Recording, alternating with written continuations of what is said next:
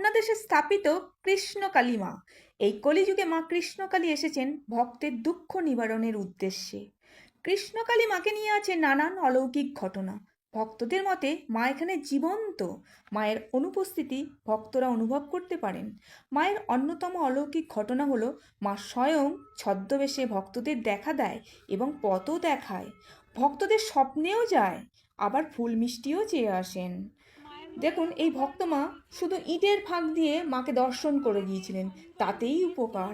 রাত 1টার সময় ভক্তমাকে স্বপ্ন দিয়ে এসেছেন, আমার ফুল মিষ্টি কোথায়? কারণ ওনারা খালি হাতে গিয়েছিলেন তো। তাহলে বুঝেছেন তো, কৃষ্ণকালী মা সত্যিই জীবন্ত। মায়ের খ্যাতি শুধু পশ্চিমবঙ্গ নয়, সমস্ত বিশ্ব জুড়ে ছড়িয়ে পড়েছে। তাই তো মায়ের দর্শন পাওয়ার জন্য দেশ বিদেশ থেকে ভক্তরা ছুটে আসছেন। এই মায়ের সবচেয়ে বড় মাহাত্ম্য হলো সমস্ত দুঃখ কষ্ট পাপ থেকে মুক্তি পাওয়া যায়। জয় কৃষ্ণ কালী মায়ের জয়।